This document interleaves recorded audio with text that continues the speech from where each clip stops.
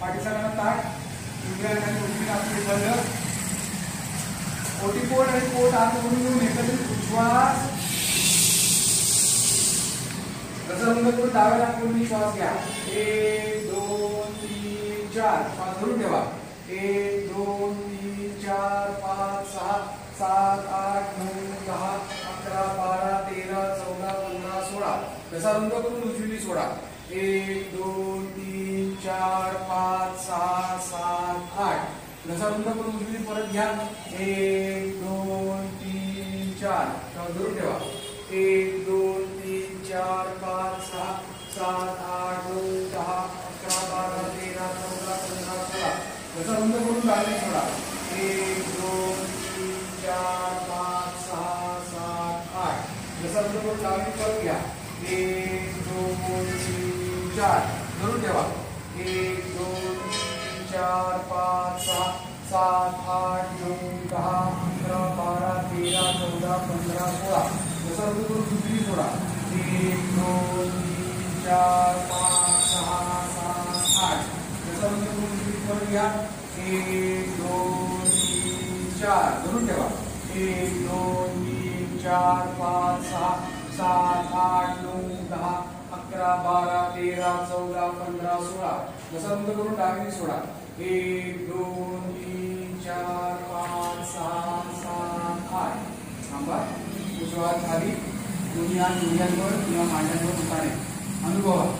डाव्या नाकपुडीतून प्राणशक्तीचं पूर्ण तत्व, उजव्या नाकपुडीतून प्राणशक्तीचं जुळत तत्व हे बद्दल लहान बिंदू आणि तिथून ते मज्जारंध्राच्या पायथ्याशी असलेल्या मूलाधार चक्रात साठवण्यात आला आहे.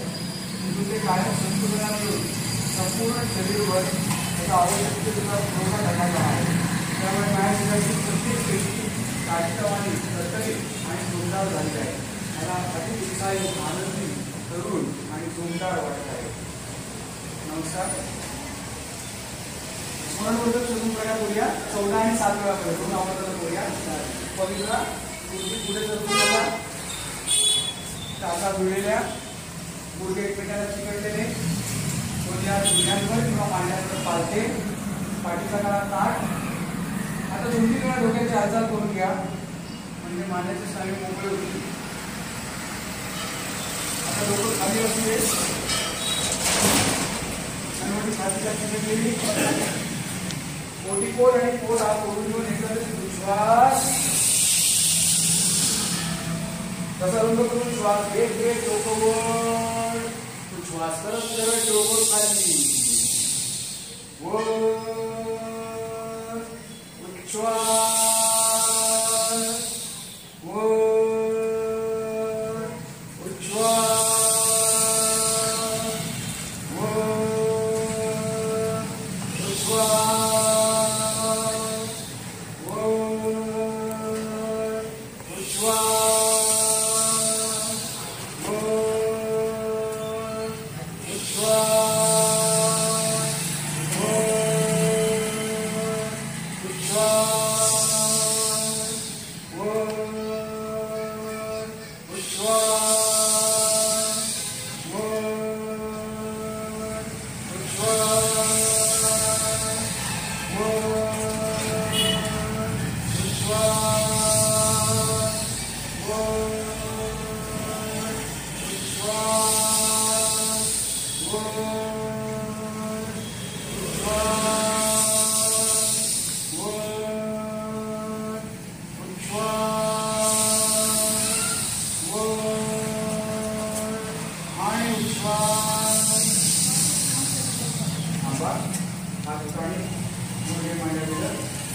संपूर्ण शरीर शरीरातील सर्व ताण निघून जाते.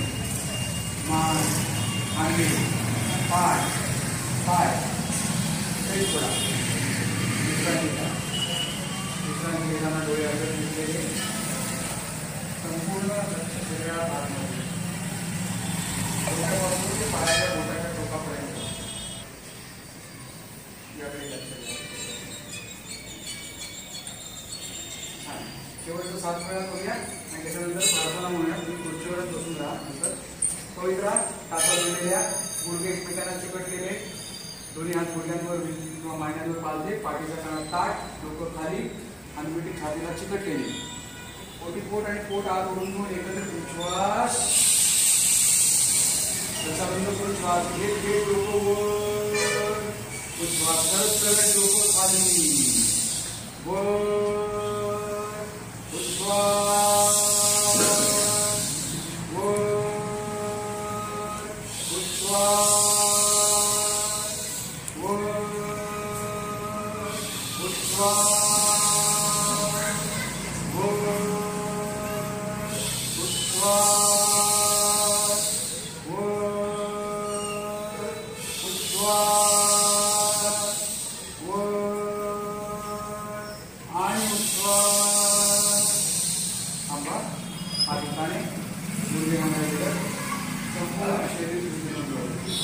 शरीरातील सर्व ताण निघून मान खांदे पाय पाय विश्रांती घ्या. आपण शेवटची प्रार्थना. शरीरात कुठेही ताण नाही, संतुलन बसा. ही प्रार्थना सांगतो माझ्या मागोमाग म्हणा.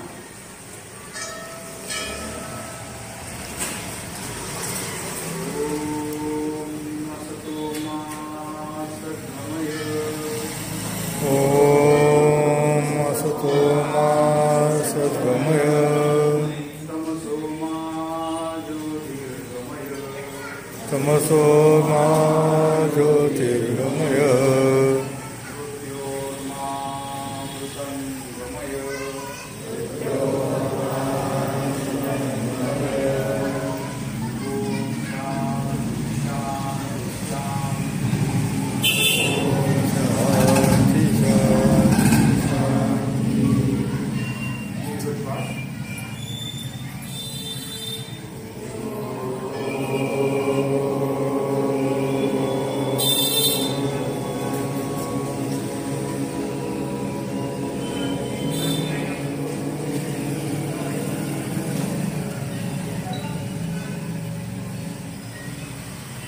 आम्ही आभारी आहोत. आम्ही आभारी आहोत. आम्ही आभारी आहोत. सगळ्यांना खूप खूप आभार, धन्यवाद. आणि विनम्र करून ते विशेष आभार. त्यांनी आम्हाला इथं काय म्हणायची संधी दिली. हे बोलून आलो. खूप दिवस चालू होतो. आज योग आला. शंकरापूर येथील संत महाराज मंदिर विधीचा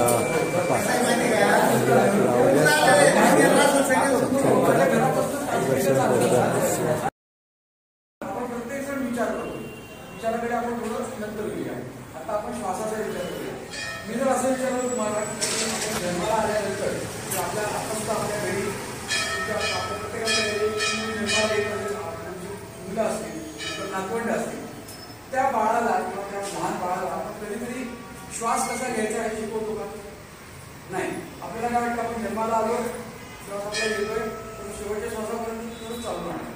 तर आपण शाळेमध्ये सुद्धा जर बघितलं की आपण श्वास घेतो असं जेव्हा आपण म्हणतो की आपल्याला शाळेत काय म्हणतात की आपण हवा आणि प्राणवायू या दोन गोष्टी घेत असतो. हवा म्हणजे असं की हवेत इतर घटक पण आहेत. आपण शाळेत शिकतो शास्त्रामध्ये की नायट्रोजन आहे, बाकीचे काय काय कार्बन डायऑक्साईड आहे, आजकालचं प्रमाण प्रदूषणामुळे वाढलेलं असेल, आणि प्राणवायू.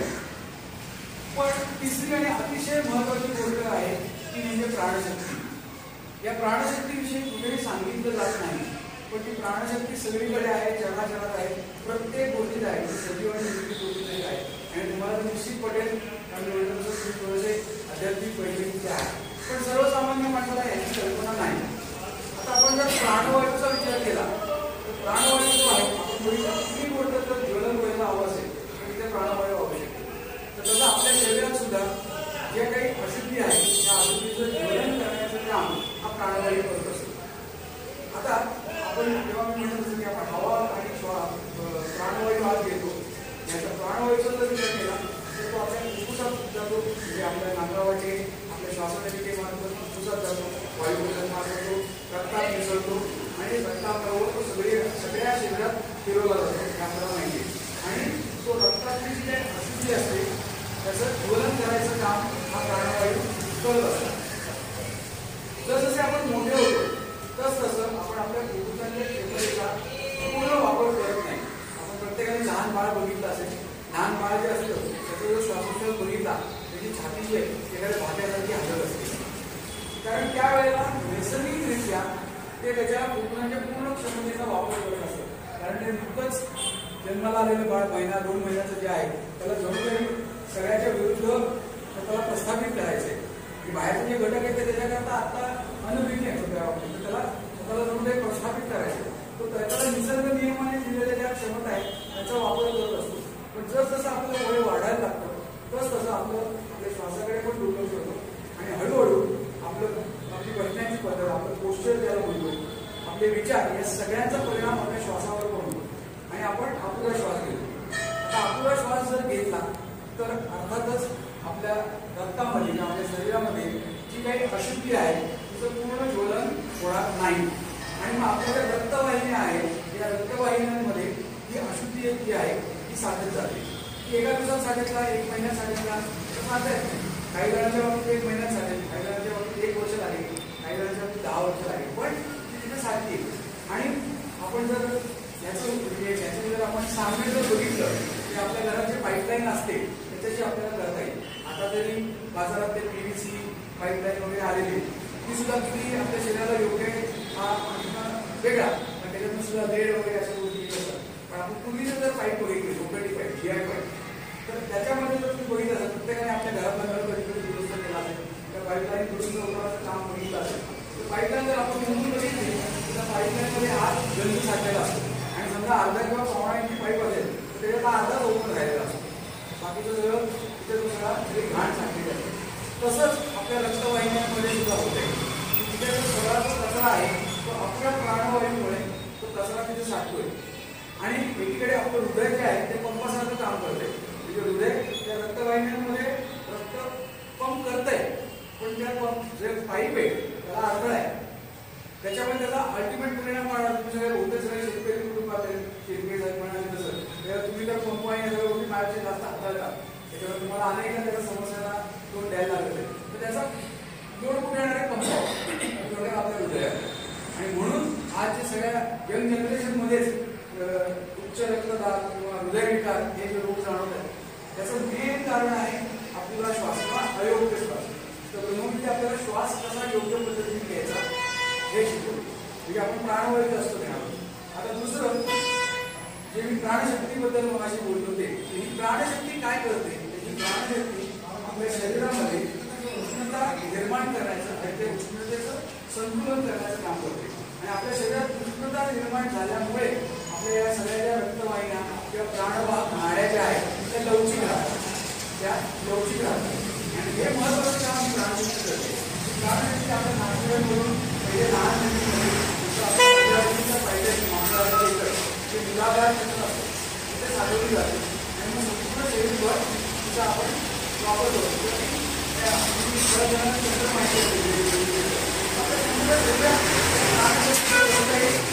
चलन मरण होत असतं, आवश्यक सगळीकडे पाठवली जाते. तर प्राणशक्ती जी आहे ते लवचिकता त्याच्या आपल्या म्हणजे प्राणवाहक नाड्या ज्या आहेत किंवा रक्तवाहिन्या आहेत म्हणजे लवचिकता निर्माण किंवा उष्णता निर्माण करण्याचं काम आणि त्याच्यामुळे लवचिकता निर्माण करते. आता मगाशी जे प्राणवायू आणि प्राणशक्तीबद्दल बोललो, या प्राणशक्तीबद्दल सर्वसामान्य माणसाला फार माहिती नसतं.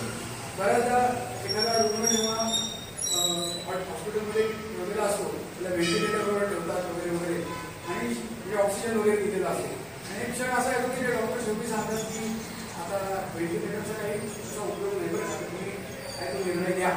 आपली सगळी अगदी प्रिय व्यक्ती असते त्या व्यक्तीचं वय आणि हे सगळं फक्त आपण म्हणतो की आता शेवटी म्हणजे हे जर असं असतं की फक्त प्राणवायूवर आपलं शरीर चांगलं असतं तर सगळ्यात आपण अमर झालो. तसं नाही आहे. प्राणशक्ती महत्वाची आणि आपल्या शरीराची क्षमता किंवा कपॅसिटी ही प्राणशक्ती ओढून घेण्याची. आता इथे सगळीकडे प्राणशक्ती आहे, आपल्याला ती दिसत नसली तरी ती सूक्ष्म आहे आणि आता लोकांना या प्राणशक्तीचं महत्त्व जाणवायला लागले आहे. जे आपल्या लोकांना म्हणजे आपल्या पूर्वजांना आपल्या ऋषीमुनींना अनेक वर्ष माहिती. आजकाल म्हणतात ना सगळी गोष्ट बाहेरनं आली की चांगली वाटायला लागते आपल्याला. आपण आपलं पारंपरिक ज्ञान कुठेतरी विसरायला लागलोय आणि बाहेरनं आलेलं सगळं बरोबर. पण आपल्याकडे सगळं आपलं जर आपण आपला जो काही अनुभव ठेवा आहे या सगळ्या गोष्टी आहेत. म्हणजे मला नक्की जो आध्यात्मिक अभ्यास करता किंवा जे काही प्रकट करत असतात हरिपाठ मिळाले त्याच्या त्या गोष्टींचा उल्लेख कुठे नक्की असेल. मला त्याचा अभ्यास नाही आहे, मला खात्री आहे नक्की असणार आहे. तर मौलिकबद्दल तिथे आपल्याला माहिती आहे, त्याचा उल्लेख आहे. तर प्राणशक्ती खूप महत्त्वाची. आता हा झाला श्वासाचा आणि प्राणशक्तीचा एक महत्त्व. दुसरं महत्त्वाचं गोष्ट म्हणजे आपल्या सगळ्यांना 2 नाकपुड्या दिलेल्या आहेत. सगळ्या सजीवांना सगळ्या सजीवांना 2 नाकपुड्या दिलेल्या आहेत. 2 नाकपुड्या द्यायचं कारण काय? आपण आपलं काही स्वागत घ्यायचं, 1 नाकपुडी असेल तर बरं झालं असेल. वर 2 नाकपुड्या कशाला मेंटेन करा, नाही का, खर्च वाढेल.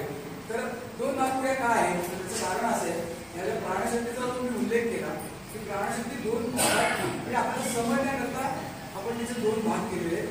एक धनतत्व आणि एक ऋणतत्व. म्हणजे पॉझिटिव्ह एनर्जी आणि निगेटिव्ह एनर्जी. पॉझिटिव्ह आणि निगेटिव्ह जसं आपण भौतिक आयुष्यात घेतो तसं चांगलं आणि वाईट असं नाही आहे. फक्त आपल्याला समजण्याकरता त्याचे 2 भाग घेतलेले आहेत. तर आपल्या डाव्या नाकपुडीतून आपण त्याची प्राणशक्ती आहे तिचं ऋणतत्व आणि उजव्या नाकपुडीतून प्राणशक्तीचं धनतत्व हात घेतो. आणि आपण ज्या पद्धतीने ब्रह्मविद्येमध्ये श्वास घेतो, विश्वास करतो किंवा प्राणायाम करतो, याच्यामुळे आपण या धन आणि ऋणतत्वाचं जास्तीत जास्त संतुलन साधायचा प्रयत्न करतो. आपण जर बघितली तर बऱ्याचदा आपली एकच नाकपुडी चालू असेल. तुम्ही दिवसभरात बघा, तुम्ही निरीक्षण करा का पहिली 2 दिवस, तर अशा बहुतांशी वेळा आपली एकच नाकपुडी चालू आहे. म्हणजे थोडं ते असंतुलन होतं. तर आपण जेव्हा जाणीवपूर्वक या 2 नाकपुड्यांचा वापर करून जेव्हा श्वास घेतो तेव्हा आपल्याला जरा निश्चित फायदा मिळतो. तर हा अजून एक महत्त्वाचा आपल्या श्वासाबाबतचा एक मुद्दा. आता दुसरं जे अंग आहे, मगाशी मी त्याचा उल्लेख केला, ते म्हणजे विचार. आपण प्रत्येक जण विचार करतो आणि प्रत्येकाचे विचार वेगळे आहेत, बरोबर की. आणि आता बऱ्याचदा डॉक्टर लोक सगळ्यांना सांगतात पॉझिटिव्ह विचार करा. आणि तुमच्या इथे तसं अजून लाईफ जरा सुखकर आहे असं मी मानतो पुण्याच्या कंपॅरिझनमध्ये, की खूप स्ट्रेस नसावा किंवा. पण आता पुढच्या पिढीला नक्कीच तसं नाही आहे. खूप कॉम्पिटिशनला मला सामना करावा लागत असावा म्हणून खात्री आहे. तर तुम्ही तुमच्या घरातल्या पुढच्या पिढीचं जर निरीक्षण केलं आणि तुमचं निरीक्षण केलं तर आपली पुढची पिढी निश्चितच आज स्ट्रेसमध्ये आहे या त्या कारणाने. काही वेळेला ते सांगतात, काही वेळेला नाही. तर त्यावेळेला आपले जे विचार जे आहेत ते आपल्याला कशी मदत करतात. तर विचार म्हणजे आपलं जे दुसरी आपलं काय म्हणूया अंग जे आहे महत्त्वाचं ते म्हणजे विचार. आता विचार आपण जे मनातल्या मनात जे बोलतो त्याचा सुद्धा परिणाम आपल्या शरीरावर होतो. म्हणजे बरेचसे आजार जे आहेत ना ते आजकाल डॉक्टर म्हणतात बरेचसे जवळजवळ 95% आजार ते सायकोसोमॅटिक आहेत.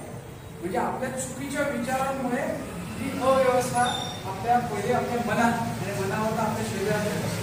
आणि मग ह्या अव्यवस्थेचे शिकार कुठेतरी आपण कळत न कळत असतो. तर विचार देखील अतिशय महत्त्वाचं काम करते. आपल्याला आपण प्रयत्न चांगलं किंवा सकारात्मक होण्याकरता किंवा नकारात्मक होण्याकरता. आणि हे जे मी म्हटलं की आज स्ट्रेसमध्ये एवढं जे म्हणतो की आता आमच्या कॉलेजमधली मुलं जे काही करतात त्यांच्या पिढीला काम करायला लागतं बरोबर म्हणजे त्यांना अवघड होत चाललेलं आहे. पण त्याच्याकरता दुसरं महत्त्वाचं काम म्हणजे हे जे विचार आहेत त्या विचारांना योग्य वळण लावायचं. आणि मला शेवटी तुम्हाला बोललं कोणते सगळे आध्यात्मिक वैध असलेली लोक आहेत त्याच्यामुळे तुम्हाला विचारांचं महत्त्व निश्चित माहिती आहे आणि तुम्ही कसाच विचार करता हे अगदी मला त्याची पूर्ण कल्पना आहे. पण तरीसुद्धा आपल्या विचारांना किंवा विचारांचा परिणाम कसा आपल्यावर होत असतो. तर आपण मनातल्या मनात जे बोलतो ते सुद्धा कुठेतरी आपल्या अर्धज्ञान मनात जात असतं आणि मग ते आपल्या शरीरावर उठत असतं. आणि तुम्ही मगाशी म्हटलं की बहुतांशी आजार हे सायकोसोमॅटिक आहे. डॉक्टरांनी पण हे मान्य केलेले आहे. बहुतांशी आजार हे विचारातून किंवा चुकीच्या विचारातून आपण उत्पन्न करत असतो. आपल्याला विचारांना पण योग्य वळण जर लावायचं असेल तर आपल्याकडे काय ब्रह्मविद्येमध्ये काय एक म्हणजे आपण टूल किंवा एक साधन काय आहे तर ते म्हणजे ध्यान.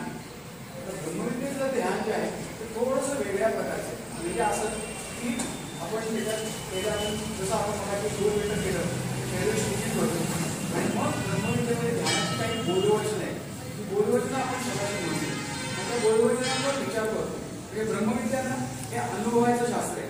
आणि तुम्ही परत त्याचा वारंवार उल्लेख करतो तुमची आध्यात्मिक बैठक माझ्याकडे खूपच जास्त मजबूत आहे. त्याच्यामुळे तुम्हाला वेगवेगळे अनुभव निश्चित काहीतरी आलेले असतील जेव्हा तुम्ही नामस्मरण करता किंवा ध्यान करता किंवा जे काही करतात.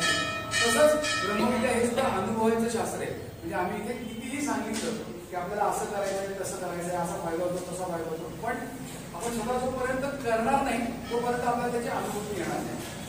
आता ब्रह्मविद्येमध्ये आपण काय शिकवणार आहोत, शिकवतो तर ब्रह्मविद्येमध्ये आपण प्राणायाम शिकवतो. आता प्राणायाम जर तुम्ही करत असाल तर आपल्या इथलं प्राणायाम किंवा श्वास घेणं आणि उच्छ्वास करणं हे थोडं आपण वेगळ्या पद्धतीने करतो. नंतर आम्ही छोटासा तुम्हाला एक त्याचा डेमो दाखवू आहे. आणि 8 श्वसन प्रकार आपण शिकतो. तर हे 8 श्वसन प्रकार आहेत. म्हणजे नुसती पण नावाचा उल्लेख करतो. म्हणजे पहिला श्वसन प्रकार आहे त्याचं नाव आहे म्हणजे प्राणायामानंतर स्मरणवर्धक श्वसन प्रकार म्हणून आहे. त्याच्यानंतर चैतन्यदायक श्वसन प्रकार एक आहे. एक शारीरिक पूर्णत्व श्वसन प्रकार आहे. प्रेरणादायक श्वसन प्रकार आहे. शारीरिक पूर्णत्व श्वसन प्रकार. त्याच्यानंतर चुंबकीय स्पंद श्वसन प्रकार आहे. त्यानंतर शुद्धीकारक श्वसन प्रकार. त्याच्यानंतर यौवनदायक श्वसन प्रकार. याचं नावच आहे यौवनदायक, म्हणजे यौवन देणारा. ज्या आज आपलं भौतिक वय काहीही असलं तरी आपण आपलं शारीरिक वय परत आपण 25 अनुभवू शकतो. मला वाटतं तुम्ही रमेश भाऊंच्या सगळेजण संपर्कात असाल आणि त्यांचा उत्साह किती दांडगा आहे तुम्हाला माहिती असेल. आणि त्याचं मला वाटतं एक कारण ब्रह्मविद्येची साधना आहे. तर यौवनदायक श्वसन प्रकार आणि शेवटचा तुमचे स्वाभाविक श्वसन, असे हे 8 श्वसन प्रकार आहेत आणि ध्यानाच्या सोप्या सुलभ पद्धती.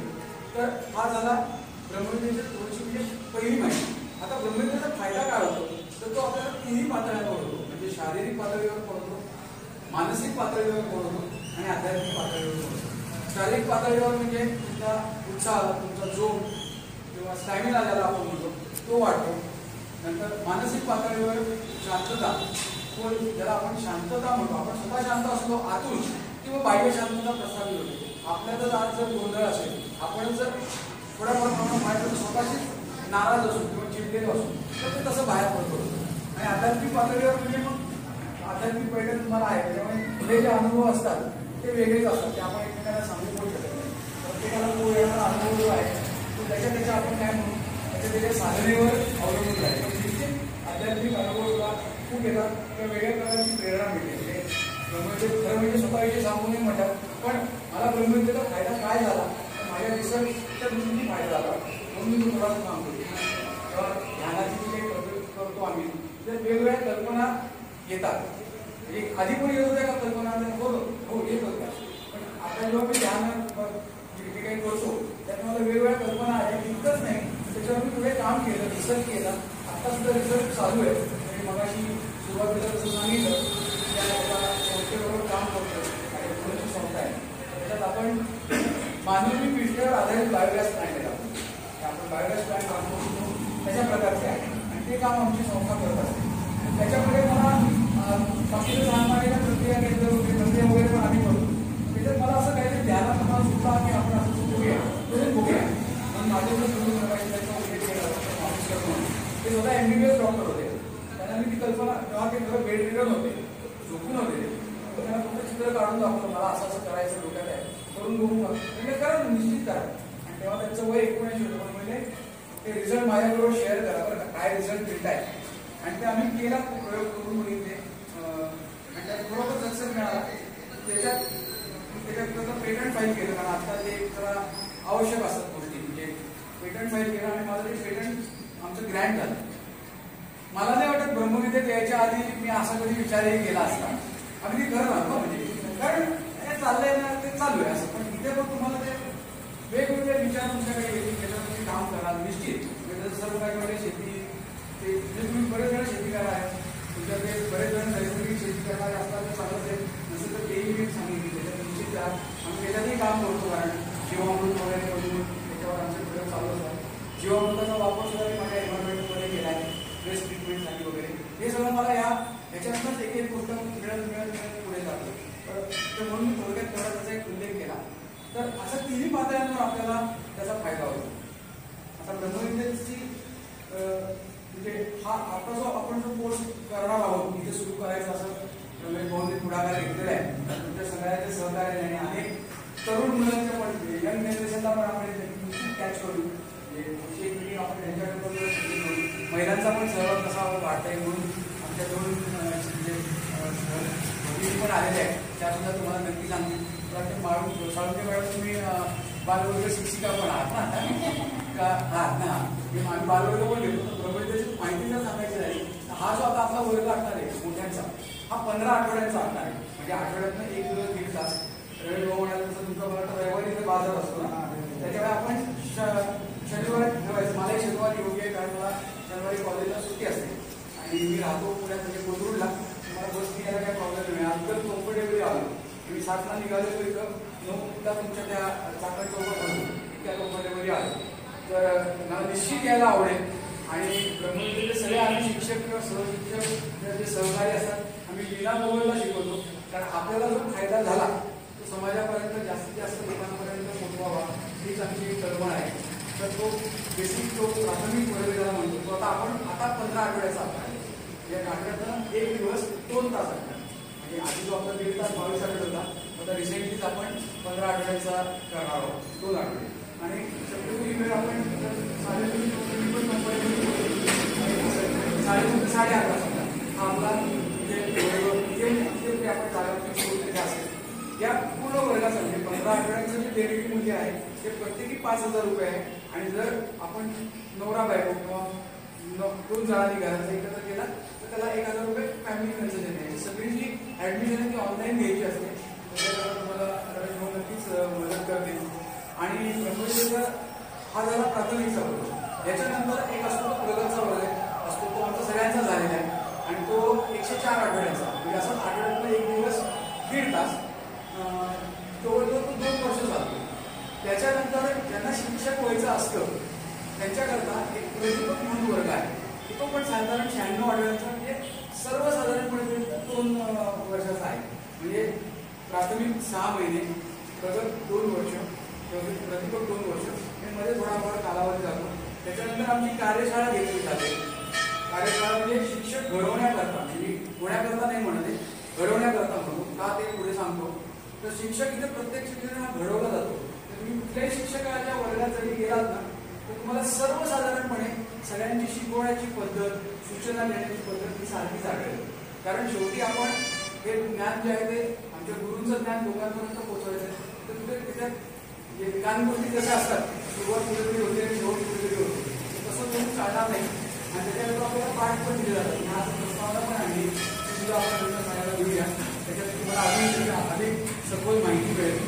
तर अशी कार्यशाळा केली जाते. म्हणजे एक शिक्षक घडायला त्या शिक्षकाची स्वतःची कमीत कमी एक 6-6.5 वर्षाची साधना व्हायला लागते. आणि आम्हाला म्हणजे नॉर्मली इंजिनिअरिंग कॉलेजमध्ये शिकवतो, तर तिथे एखाद्या रिपीटर विद्यार्थ्याकडे थोडंसं कुत्सित नजरेने बघितलं जातं, आहे साधारण कमी आहे बरं का. पण ब्रह्मविद्येमध्ये आम्हाला सांगायला अभिमान वाटतो की जेवढा तो विद्यार्थी रिपीटर आहे ना, याचा अर्थ त्याला कळलं की आपल्याला काही येत नाही, म्हणून तो अधिक ज्ञान शिक्षकांकडून घेण्याकरता परत ते वर्ग लागत असतो. मला प्रत्येक प्रगत रिपीट करणारेच असतो. किंवा काही कार्यशाळा जी मी सांगितली, आमची कार्यशाळा पहिली 1.5 वर्ष झाल्यानंतर आम्हाला गोल्डवर ठेवण्यात आलं. आम्ही काय 10-12 जण होतो, तर ते तुमच्याकडून गोल्डवर ठेवण्यात आले, कारण आमची साधना कमी पडत होती. आम्हाला परत 6 महिने साधना करायला सांगण्यात आली. मग त्याच्यानंतर आम्ही परत परीक्षा घेतली आणि मग आम्हाला शिक्षक म्हणून मान्यता मिळाली. म्हणजे प्राथमिकचा शिक्षक, बालवर्गाचा शिक्षक 2012 पासून आहे. 2009ला मी ब्रह्मविद्येमध्ये आलो.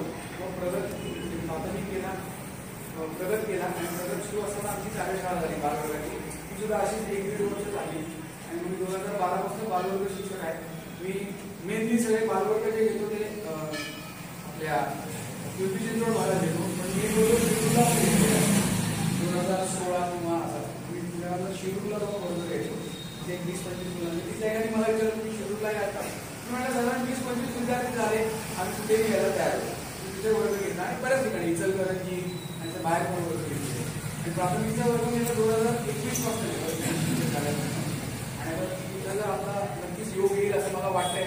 आणि संख्या बघतात तिथे आपण लवकरात लवकर वर्ग चालू करण्यात आम्ही पण उत्सुक आहोत. आणि ब्रह्मविद्येचा इतिहास जर सांगायचा झाला तर तुम्हाला सगळ्यांना माहिती असेल, साधारण 1200 वर्षापूर्वी आपल्याकडे एक नालंदा विद्यापीठ म्हणून होतं. नालंदा विद्यापीठामध्ये योग आणि तत्वज्ञानाचे एक शिक्षक होते, त्याचं नाव होतं गुरु पंचसंभव. त्यांना त्यांच्या दृष्टीने लक्षात आलं की या नालंदा विद्यापीठावर आक्रमण होणार आहे आणि त्याचा ह्रास होणार आहे. त्यावेळेला त्यांनी तिथली जी सगळी ग्रंथसंपदा जी होती ती त्यांनी तिबेटमध्ये दिली आणि तिबेटमध्ये आज सुद्धा गुरु शिष्य परंपरेने ब्रह्मविद्यासाठी ते शिकवलं आहे.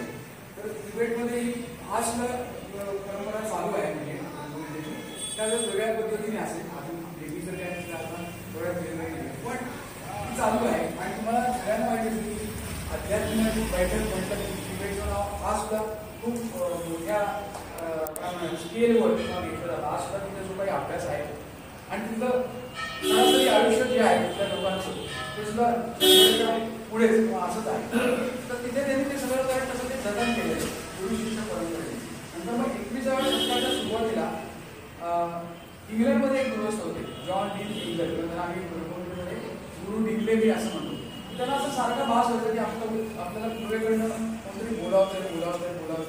तर त्या ज्ञानाच्या ओळखीने आध्यात्मिक ओळखीने ते पहिले भारतात आले. तिकडनं त्यांना सांगायला की तुम्ही तिबेटमध्ये जा, मला तिकडे जे काय शोधताय किंवा तुमचं उत्तर मिळेल. तिबेटमध्ये गेले. त्या श्रेष्ठ तिबेटी गुरुकडनं गुरु शिष्य परंपरेने ते ब्रह्मविद्या शिकले. नंतर ते परत इंग्लंडमध्ये गेले. त्याच्यानंतर ते तिथनं अमेरिकेत गेले.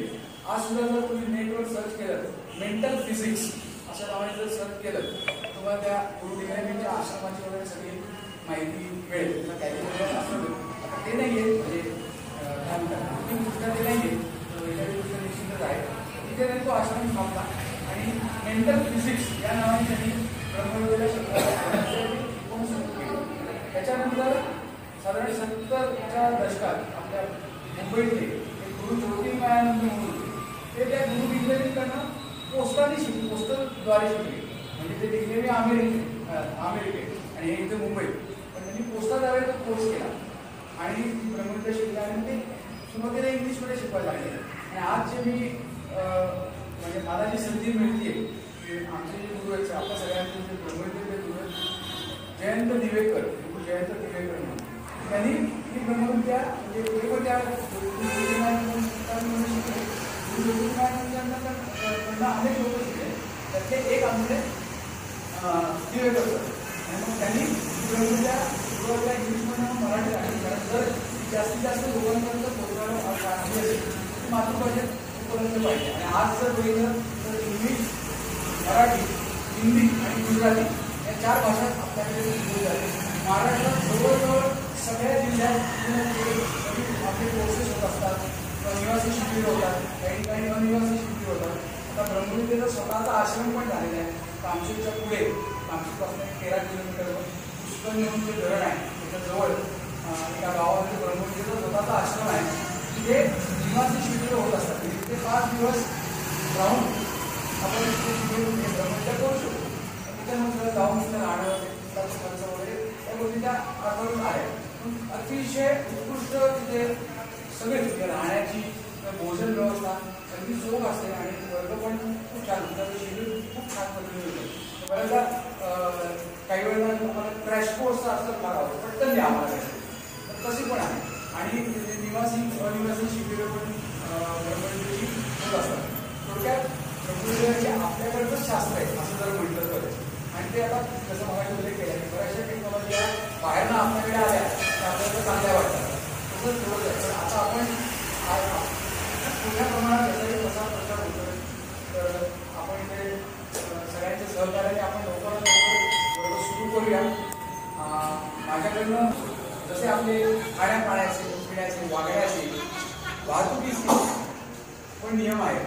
तर वाहतुकीचे नियम पाळणारे पाळतात, न पाळणारे पाळत नाही. त्याचा काय परिणाम जो आहे बऱ्याचदा सगळ्यांनाच भोगायला लागतो. तर तिथे जसे नियम आहेत जीवनाचे सुद्धा सूक्ष्म नियम आहेत. तर हे नियम सुद्धा आपण ब्रह्मविद्येमध्ये शिकवतो आणि ते आपण जितकं आचरणात आणू थोडा आपला फायदा आहे. आणि मी म्हटलं जसं ब्रह्मविद्या हे अनुभवायचं शास्त्र आहे. जेवढं आपण करू, जेवढं अनुभवू तेवढं निश्चितच आपल्याला त्यापासून लाभ होईल. तर माझ्याकडून जे सांगितलं तिथेच शिक्षण घडवलं जातं. मी सुद्धा इंजिनिअरिंग कॉलेजमध्ये आणि शिक्षक घडवलं जाणं आणि शिक्षक असणं घेतला 10 मिनिटाचा डेमो घेतला आणि आपण त्याला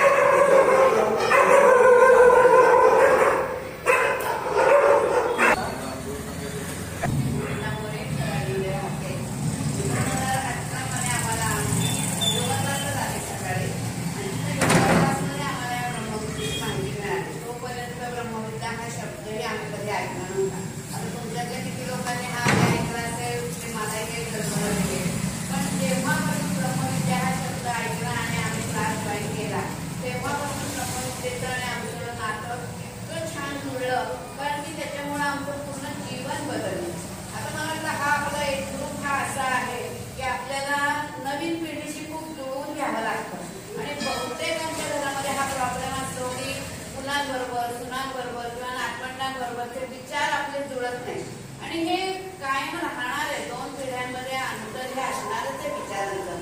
पण तसं जरी असलं तरी आपल्या घरामध्ये जर सुख शांती समाधान हवं असेल तर आपल्याला आपल्या घरातल्या सर्व लोकांबरोबर भले त्यांचा स्वभाव कसाही असला तरी जुळवून घेणं खूप गरजेचं आहे. आणि हे जुळवून घ्यायचं म्हणजे काय करायचं की आपण काय ते म्हणतील तसं ऐकायचं, ते म्हणतील तसं वागायचं का, तर तसं अजिबात नाही. पण आपल्या विचारांमध्ये बदल करून त्यांच्या विचारांशी आपण कसं जुळवून घ्यायचं हे मुख्य ब्रह्मविद्या शिकवतो. आणि मला सगळ्यात मोठा फायदा हाच झाला की माझ्या घरातलं जे वातावरण होतं ते पूर्णपणे एकदम शांत, सगळ्यांशी एकमेकांशी बोलण्याची पद्धत बदलली आणि प्रत्येकजण समोरच्या माणसाचा विचार करायला शिकला. उदाहरणार्थ आपण असं आता बघतो घरांमध्ये की आताची जी नवीन पिढी आहे ती पहाटे लवकर उठायला नको म्हणते किंवा त्यांचं असं म्हणणं असतं की आम्ही रात्रभर कामं करतो, रात्री जागरण, आम्ही सकाळी कसं काय लवकर उठणार. आणि ही गोष्ट आपल्या वेळेतल्या लोकांना अजिबात पटत नाही. कारण आपल्यावरती असे संस्कार झालेले आहेत की पहाटे उठून आपण जितक्या लवकर कामाला लागू तेवढी आपली कामं दिवसभराची चांगली होतात आणि आपला उत्साह टिकून जातो. तर ह्या विचारांशी आपण इतके पक्के झालेलो असतात की माणूस उशिरा उठला की आपलं डोकं फिरताना राग येतो की काय 8-8 वाजेपर्यंत मुलं झोपतात. पण आपण जेव्हा ही ब्रह्मविद्या शिकतो तेव्हा मुलांमध्ये बदल बघायच्या ऐवजी आपण आपल्या स्वतःमध्ये बदल करायला शिकतो आणि मग आपण समोरच्या माणसाचा विचार करायला लागतो की अरे मी त्या पिढीमध्ये जगले, ती पिढी किती वेगळी होती. तिथं काय 10 ते 5 ऑफिसचं काम केलं की झालं, संध्याकाळी 7-8ला घरी यायचं. त्याच्यानंतर घरामध्ये सुद्धा काही वेगळे काही व्याप नसायचे. आपण 9-10ला आरामात झोपायचं, 5 ते 5-5:30 आपल्याला आरामात जाग यायची कारण की स्ट्रेस नव्हता. पण आजकालचं जीवन इतकं ताणयुक्त झालेलं आहे की मनुष्याला सर्वसाधारण आपल्या पोटासाठी जी काही कामं करावी लागतात त्याच्यासाठी खूप ताणतणाव सहन करावा लागतो. आणि फक्त माणसांना तसं नाही तर मुलांपासून ह्या गोष्टी म्हणजे त्यांना शिक्षणामध्ये सुद्धा खूप ताणतणाव सहन करावा लागतो. आणि ब्रह्मविद्या हे शिकवते की ताणमुक्त जीवन कसं जगायचं.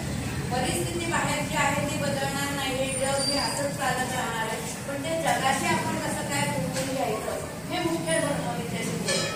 आपल्या आजूबाजूची माणसं बदलली की नाही हा विचार आपण करून उपयोगी नाही. तर मी बदललं तर जग बदलणार आहे.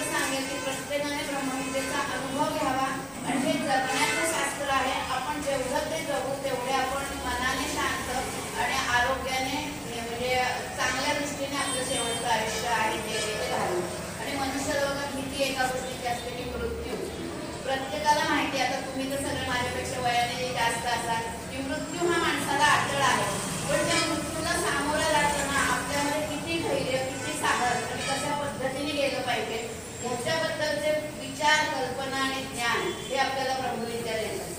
आणि मग मृत्यूची जर भीतीच राहिली नाही तर ह्या क्षणापासून पुढचा प्रत्येक क्षण आपण आनंदात घालवायचे. म्हणजे जास्तीत जास्त ब्रह्मविद्या काय देते असं जर मला विचारलं तर शारीरिक दृष्ट्या आपल्याला आरोग्यमय जीवन देते, मानसिक दृष्ट्या शांतता देते आणि ह्याच्या दृष्टी आध्यात्मिक दृष्टीवरती जर विचार केला तर मृत्यूचं भय आपल्या मनातून काढून टाकते. त्यामुळे पुढचा प्रत्येक क्षण आपण आनंदाने जगू शकतो. थोडं सांगून नाही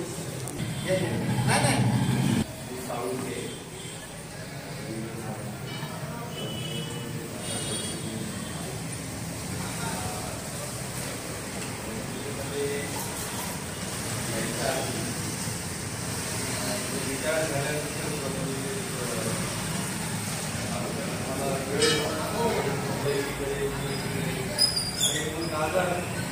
कुठे ब्लड प्रेशर वाढते, कुठे शुगर वाढायला लागली, असं करत करत थोडे थोडे आजार मी ऑफिसकडे गेले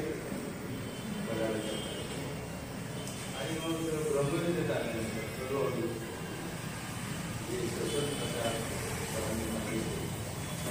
वेगवेगळा आणि ते शिकत राहील. आता जवळजवळ 20-25 लोकांपासून अजूनही आहे आणि तो ग्रुप आहे आमचा. तरी मी शिक्षक नाही तरी ग्रुपमध्ये आहे आणि ग्रुपमध्ये आम्ही जवळजवळ आम्ही 3 दिवस 4 दिवस आम्ही ऑनलाईन करतो. ऑनलाईन त्याचे पार्ट्स दिलेले ब्लड प्रेशर किती अडचणी घरातल्या काही असतो दाखवत डॉक्टरांनी मला सांगितलं गोळी बंद नको, तुला नॉर्मल तर झाला गोळी नाही गोळ्या गोळ्या ठेवल्या.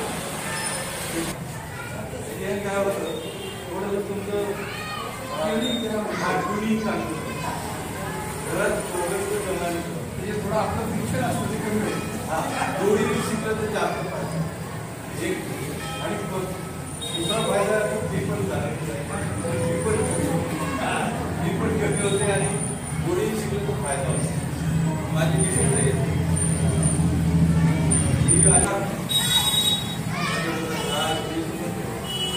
एक चांगला फायदा आहे. मेडिकल सायन्स बोलतो तर ते अनारोग्यावर भर देतो. म्हणजे अमुक एक आजारांना ही गोळी, शुगर करता येईल, माती करता येईल, ॲसिडिटी असेल का अमुक असं. पण ब्रह्मविद्या आहे ना ती व्यवस्थेवर भर देते. व्यवस्था हाच वेळेस असतात. आपण व्यवस्थित आलो काय सगळं व्यवस्थित आपण ॲक्सेप्ट करायला शिकतो. त्यांनी जे सांगितलं मॅडम नाही आपण लोकांना जसे आहेत ना त्याचा ॲक्सेप्ट करायला शिकतो.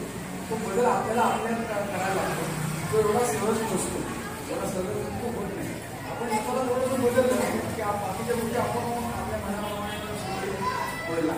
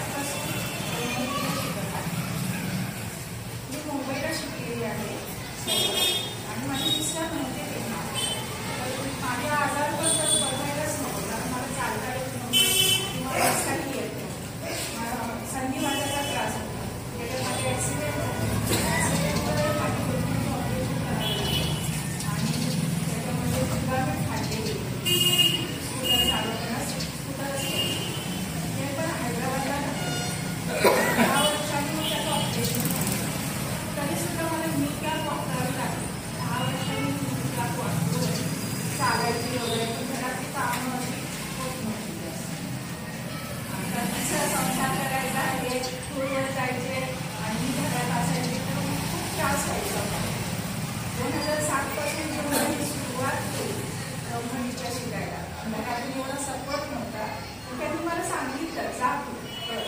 आणि करता करता मला लक्षात आलं की ब्रह्मविद्या किती छान आहे, की ह्या श्वासामुळे आपल्याला काय काय म्हणजे आपल्या शरीरात येतो. बघा आपण सगळं वेळ म्हणतो की ऑक्सिजन फक्त आपण नाकावाटे घेतो, पण एक सूक्ष्म असे पदार्थ आहे प्राणशक्ती, म्हणजे आपल्या शरीरात ही शक्ती कार्य करते हे आपल्याला माहीत नसते. मग ते जाणायला लागलं की आपली शक्ती आपण कशी वाढवायची. हातपाय वाकडे होतात, तिथपर्यंत आपला प्राणवायू प्राणशक्ती पोचत नाही, हे नंतर कळायला लागतं. त्याच्यानंतर काय मला आजार पण आहे, मला आजार पण आहे, मग माझं हे दुखते, माझं हे दुखते. आणि ते विधीचा किती काम असतात घरात. तर तुम्हाला सगळ्यांना माहिती आहे की आपल्या पण पत्नी किंवा आपल्या घरातल्या गृहिणी किती काम करतात. तर त्या पद्धतीने आपण करत राहतो, रडत असतात दिवस काढत राहतो. 2007 पासून थोडं कमी व्हायला लागतं. माझ्यातली जी शक्ती आहे ती मी ओळखून केली की आपण शक्तीचा उपयोग कसा करतो. आणि ब्रह्मविद्या अष्टांग राजमार्ग म्हणजे योग्य विचार, योग्य वर्तन, योग्य जाणीव, आपल्या सगळ्या योग्य ज्या गोष्टी आहेत त्याला आपण आत्मसात करून आपण आचरणात आणतो. आपल्याला पण तुम्हाला पण त्याची जाणीव असेल की धार्मिक वचन करत असतात किंवा काही गोष्टी प्रवचन करत असतात, तर त्याच्यातून आपल्याला किती म्हणजे मग्न व्हायला होतं. तर त्याच्याही ब्रह्मविद्या सुद्धा आहे की आपण त्याच्यातून शिकून जातो आणि त्याच्यातून कधी बाहेर पडतो. आणि मग आतापर्यंत मी टचमध्ये आहे. मुंबईला सगळं पूर्ण माझं शिक्षण झालं, पूर्ण झाला, प्रदीपच पूर्ण झालं. आणि पालवरला जी कार्यशाळा म्हणजे पालवरला 10 ते 18 वर्ष मुलांना शिकवण्याचं मला एक संधी मिळाली. ती मग मी पार पाडली आणि मुलांना 4-5 वर्ग घेतले असेल मी आतापर्यंत. तर वडगाव शहरी आम्ही तिथे राहतो, विश्रामवाडी अशा 4-5 वर्ग घेतले. आपल्यामध्ये जो बदल झालेला आहे, मोठ्या माणसांना जो बदल म्हणजे जाणवतो किंवा परिवर्तन घडतं, तर ते लहान मुलांना पण खूप छान परिवर्तन घडवतं. कारण मुलं अगदी शाळेत खूप काय काय शिकत असतात, एक्स्ट्रा ॲक्टिव्हिटीज असतात. जे शिक्षणाचा भाग तर असतोच असतो, पण एक्स्ट्रा ॲक्टिव्हिटीज म्हणजे काय त्यांना म्हणतात की स्पोर्ट्समध्ये असतात. टेनिस खेळतात, क्रिकेट खेळतात, त्याच्यामध्ये त्यांना अधिक जास्त चांगलं करायला मिळते. म्हणून लहान मुलांचं पण एक ग्रुप आहे, म्हणजे त्याच्यातून पण मुलांना जास्तीत जास्त ब्रह्मविद्या मदत करते. त्यांना पण प्राणायाम आहे, श्वसन प्रकार आहे, ध्यानसुद्धा आहे. मग त्याच्याप्रमाणे मुलांची ॲक्टिव्हिटी वाढते, मुलांना मार्कांची प्रगती होते. मार्कामध्ये घाबरायचं जे असतं, जे शिक्षक जे असतात, काही काही शिक्षकांचं शिक्षक मुलांना मारतात, रागवतात, पण भीती वाढते की मोठ्या माणसांना भीती वाढत असेल ती भीती नाहीशी होते. मुख्य म्हणजे भीती नाहीशी होते त्यांची, आणि अभ्यासाची पातळी ती वरती वाढत राहते. म्हणून मुलांना पण छान अभ्यास करता येतो, शांतता लाभते. आणि आपल्या शरीरात जे म्हणजे आता त्याला म्हणजे फुफ्फुसाची क्षमता जी आहे ती वाढली की आपलं आरोग्य चांगलं वाढतं. जरा स्ट्रेट उभी आहे, मला जरा किंवा उभे राहता एक नंतर किंवा माझे हातपाय वाकडे जायचे, कोणी लाटताना सुद्धा माझं लाटणं पडून जायचं कितीतरी वेळा, म्हणजे सेन्सेशनच नसायचं. एवढा म्हणजे माझ्यात बदल झालेला आहे. आणि सांगायचं की आता तुम्ही एवढं मोठ्या संख्येने प्रसिद्ध राहिला आणि भुजबळ सरांनी पण तुम्हाला काय काय गोष्टी ब्रह्मविद्येमुळे काय काय घडतं ते सांगितलं. उत्साह आहे, आनंद आहे, आरोग्य तर आपलं शारीरिक पातळीवर तर होतच राहतं, पण मानसिक पातळीवर आपल्याला खूप शांतता मिळते. शांततेमुळे माणूस तसा जे काम आहे ते योग्य पद्धतीने करत राहतो. ओके, तर आमच्या घरात पण आता शांतता लावलेलीच आहे. जास्त गावामध्ये. तर एवढंच मी सांगू शकते की तुम्ही ब्रह्मविद्या शिका आणि तुमच्या घरच्यांना पण सांगा. जोडीने शिकले ना तर घरात खूप आनंदाने एक विचार होतो आणि विचाराने कसा आपलं सगळं संसार व्यवस्थित पार पडतो आणि आपल्यामध्ये जास्तीत जास्त काय म्हणतात शारीरिक मानसिक आध्यात्मिक तिन्ही पातळीवर आपण खूप छान लाभ फायदा घेऊ शकतो. खरं तर मला सर्वात जास्त आज आनंद होतो कारण मी ब्रह्मविद्या शिकलो आणि शिकल्यानंतर इच्छा झाली की नाही आपल्या शिक्रापूरमध्ये आपण हा वर्ग चालू करायचा. तर किती येतील याचा नाही विचार करता पण इतरांपर्यंत पोहोचत नाही आपल्याकडं आणि विशेष म्हणजे चाचीकरांचं मी मुख्य फळ घेतो. कारण असं आहे की आमचा मेळावा होता पुण्यामध्ये साधना देतो सावंत साधना मी आज माझं मनोगत व्यक्त केलं बाबा आपल्याला असं करायचं सगळ्यात. तर मी एका शब्दामध्ये ते सांगितलं की मी माझ्यामध्ये 15 दिवसापूर्वी मला आपण त्याचं धन्यवाद देतो कारण मी यांच्यापर्यंत फक्त आम्ही संध्याकाळी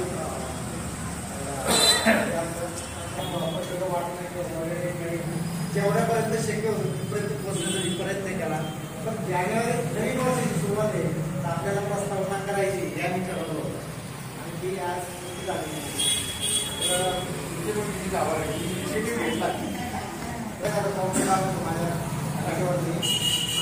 नाव वाचल्यानंतर ब्रह्मविद्या नाव वाचल्यानंतर मी वेगळंच मला त्याबद्दल स्कूल आहे तर आम्ही स्कूल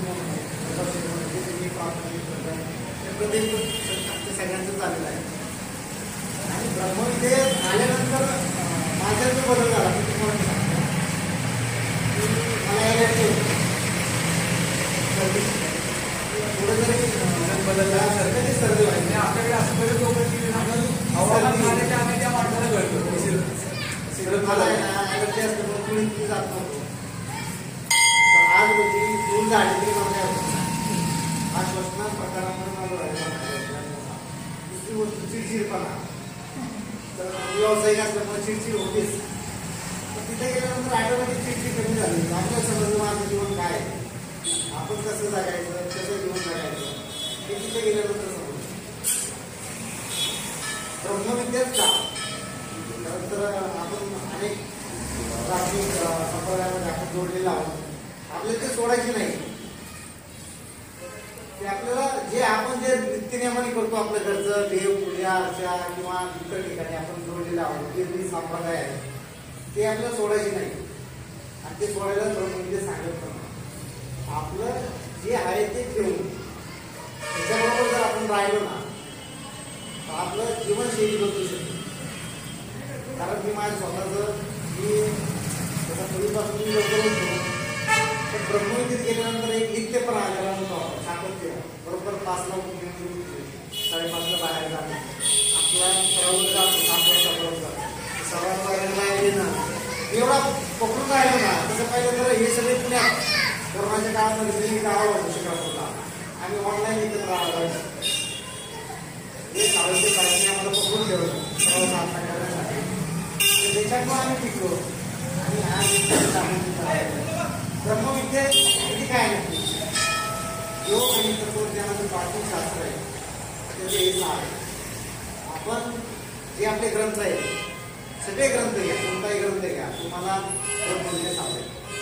भगवद्गीता घ्या रामायण उपनिषद घ्या वेद घ्या ज्ञानेश्वरी घ्या कोणतंही घ्यायला घेतलं ना आणि तुम्ही याची शिकून जर आपण गेलो ना तुम्हाला आहे ना समप्रमाणात सापडेल. म्हणजे त्याचं सार आहे बेटाड आहे एज्युकेटेड आहे याची मुलं एज्युकेटेड आहे म्हणजे इथं जे आलेत ना सगळे वेल एज्युकेटेड लोक आहे ना तिकडं पाहिजे आपण आपण खूप माझं राहिलं पण खराडीमध्ये राहिल्यामुळे मला त्याचा फायदा मिळाला.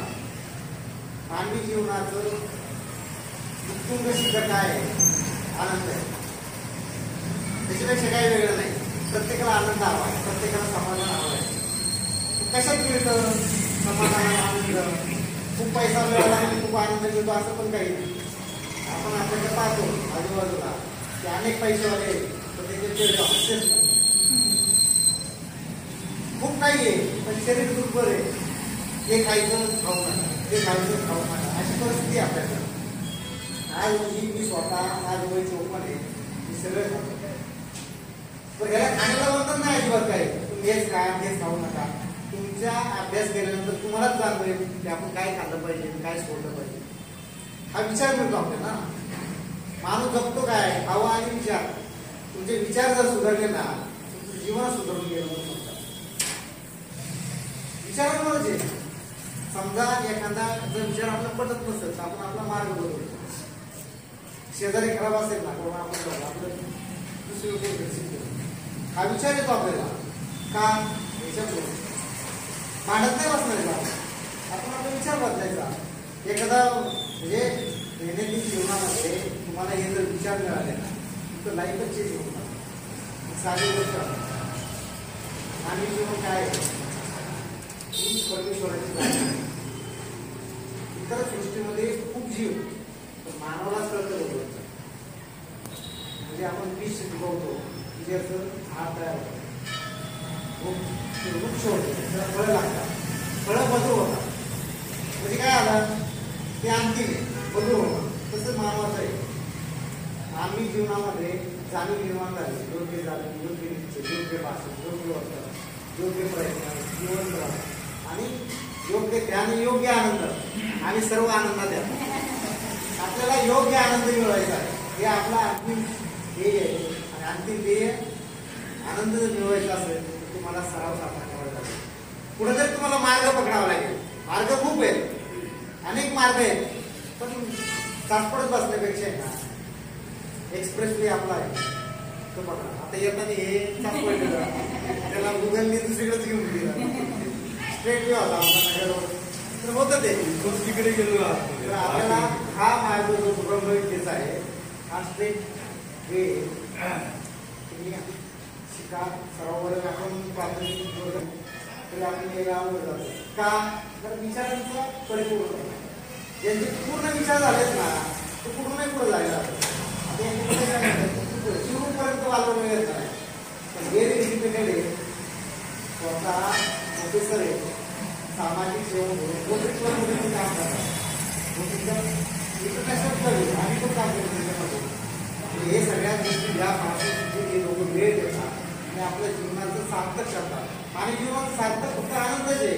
आनंद घ्यायचा असेल तर आपल्या स्वतःपासून सुरुवात करा. अजून आनंद पाहिजे असेल तर आपल्या परिवाराला बरोबर घ्या, बायकोला बरोबर घ्या, कुटुंबातली मुलं असतील त्यांना बरोबर घ्या, आपल्या परिसरातली जे असतील त्यांना बरोबर घ्या. आणि शिक्रापूरमध्ये वर्ग चालू करून आपल्याकडे सिद्धेश्वर आहे, स्वातंत्र्य आहे, कोल्हापूर आहे, आपली गणपती मंडळ सगळे एवढा उत्साह आहे ना की सकाळी लोक आले होते. त्यांनी मला फोन केला की आलो यायला हो. म्हणजे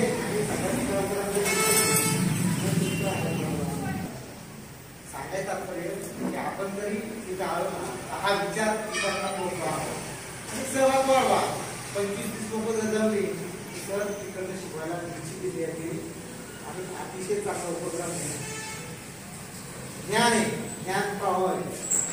आपला ज्ञानाचा भार वाढवायचा असेल तर आपल्याला अनेक लोक जोडायचे. म्हणजे सांगितलंय की मी सांगितलंय परोपकार पुण्याय पापाय परपीडनम. परोपकाराचं हे अतिशय चांगलं साधन आहे. माणसं बदलायची असेल ना तर विचार बदलावा लागतील. विचार बदलायचे असेल तर ब्रह्मविद्येमध्ये यावं लागेल. अनेक आहेत, हा अतिशय चांगला आहे. मी स्वतः बोलवतो. आता तिथे माझी मिसेस आहे, तिथे पण प्राथमिक वर्गात गेलेले आहे, मुलं पण जॉईन आहे ब्रह्मविद्येशी. आता पूर्ण कुटुंब जॉईन आहे ब्रह्मविद्येशी. तर पुन्हा एकदा तुम्ही आधी सर्वजण तुम्हाला खूप खूप धन्यवाद. कारण कसं माहिती का, काय धन्यवाद द्यायची माहिती का, आपल्याकडे शिक्रापूरला एखादा उपक्रम करायचा म्हणलं ना तरी सांगून येण्याची फार अवघड आहे. इतरांना बरोबर घेऊया आपण. सर लवकरात लवकर आपण प्राथमिक वर्ग सुरू होईल मी निश्चित राहायला लागतो. एवढं सांगा बदलले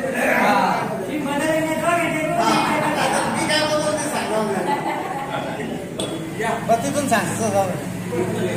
त्यांनी खरंच केली पाहिजे. ब्रह्मविद्येने खूप फायदा झालेला आहे. म्हणजे आमच्या कुटुंबामध्ये मी पण ब्रह्मविद्या आणि आम्ही दोघांनी बरोबर ब्रह्मविद्या केली. पण त्यांनी ते जॉईन केलं आणि मी फक्त प्राथमिक आणि त्याच्यानंतर ते 2 केले. पण मी काही नाही जास्त असं कमी केलं कारण की कोरोनाच्या काळामध्ये आम्ही कार्य असताना त्यावेळेला कमी झाले. पण आता मी आहे ना जो ब्रह्मविद्येमुळं मला आज समजते केवळ ब्रह्मविद्येमुळे किती फायदा होतो आणि जो आपण आता मला जास्त बोलता पण येत नाही आहे. पण आता मी हे पण येते मला ते बोलण्याचे पण मिळालेले आहे. ब्रह्मविद्येमुळे खरंच इतका फायदा होतो ना त्याच्यामुळे मी आता ते जॉईन करणार आहे आणि मी रेग्युलर तुमच्याकडे आपण जर करूच या आपल्या पुढच्या पिढ्यांना लवकरात लवकर या मार्गावर आणा. त्याच्यानंतर सुद्धा आपण हवं तर अजून एक सेशन घेऊ त्याच्यात आपण यांना पण बोलवू आणि पुढच्या पिढीच्या मुलांना करायला सांगा. तुम्ही काय म्हणायचं रथसप्तमी पर्यंत हे असतं रथसप्तमीला मंगळागौरचं वाण म्हणून आपण त्याला ब्रह्मविद्येची